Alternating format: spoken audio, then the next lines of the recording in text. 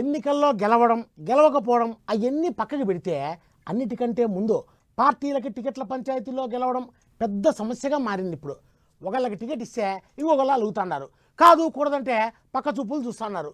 లిస్టులో పేర్లు రానోళ్ళు గోలు కొరుక్కుంటున్నారు. ఏపీలోనే అనుకున్నాం కానీ తెలంగాణలో కూడా ఇప్పుడిప్పుడే మెల్లగా సీట్ల పంచాయతీ తయారైపోయింది. ఎలక్షన్లకు ముహూర్తం ఎప్పుడో ఇక అప్పుడో ఇప్పుడో ఆఫీసర్లు చెప్పనే చెప్తారా అంటున్నారు. అందుకే పార్టీలు అన్ని రేసు గుర్రాలను బరిలకు దింపుతున్నాయి. అట్లనే ఇక ఎంపీ ఎలక్షన్ల మీద గట్టిగా గురిపెట్టిన పువ్వు పార్టీ వాళ్ళు శనివారం నాడే తెలంగాణలో ఫస్ట్ లిస్టు విడుదల చేసిర్రు. అక్కడి దాకా మంచిగానే ఉన్నది కానీ ఎన్నోద్దులు టికెట్ నాదే అనుకున్న జరంత మంది పేర్లు లిస్టులో లేకపోవడంతోని వాళ్ళంతా ఇప్పుడు ఆలిగేలుగుల పడుతున్నారట.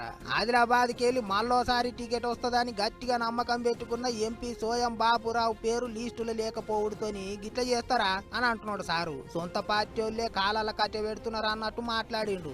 పార్టీని పక్కదో పట్టించి ఇవాళ మోసం చేయడం జరుగుతుంది, నాయకత్వాన్ని కూడా మోసం చేయడం జరుగుతుంది, పార్టీని కూడా మోసం చేయడానికి ప్రయత్నం చేస్తున్నారు. కాబట్టి పార్టీ కూడా అలాంటి నాయకులను ప్రోత్సహించొద్దని కూడా పార్టీని విజ్ఞప్తి చేయడం జరుగుతుంది. ఆదివాసీ బిడ్డగా రెండవసారి కూడా ఖచ్చితంగా గెలిచిన తర్వాత మంత్రి పదవిలో మొదటి స్థానంలో ఉంటాను. కాబట్టి అక్కడ దాకా ఎందుకు పోనిచ్చుండే, ఇక్కడనే టికెట్ తీసేస్తే అయిపోతుంది కదా అనే ఆలోచనల కోణంలో కూడా ఆలోచిస్తే చేస్తే చేయొచ్చు కూడా. ఇప్పటికైతే ఆదిలాబాద్ టికెట్ ఎవరికి ఇస్తారనేది చెప్పలేదు కానీ మరి ముందు ఏమవుతుందో చూడాలి. అటు మల్కాజ్గిరి టికెట్ ఈటెలసారికి ఇచ్చుడుతోని ఇన్నొద్దులు ఆ జాగ మీద ఆశ పెట్టుకున్న మురళీధర్ రావు గరం అవుతున్నాడట.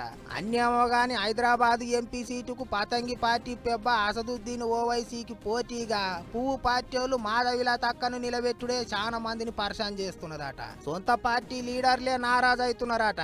అటు చూస్తేనేమో అక్క ముచ్చట్లు మామూలుగా లేవు, స్పీచ్లు దుమ్ము లేపేటట్టే ఉన్నది అనుకుంటారట అందరూ. మరి గట్టయితుందో ఏమో గాని టాకటాక కొన్ని పేర్లు అయితే చెప్పిర్రు గాని తత్తిమ 8 సీట్లతోని పువ్వు పార్టీ వాళ్ళకు పెద్ద పరిశాన్ ఉన్నదా అంటున్నారు, పోటీ గట్టిగా ఉన్నదా అంటున్నారు. మరి ఆయనతో రెండో లిస్టు కూడా విడుదల చేసిర్రంటే ఇక అప్పుడు ఎంత మంది నారాజు అవుతారో ఎవరు లేటు బాట పడతారో ఏమో అన్నట్టు అవుతుంది అంతా చూస్తుంటే.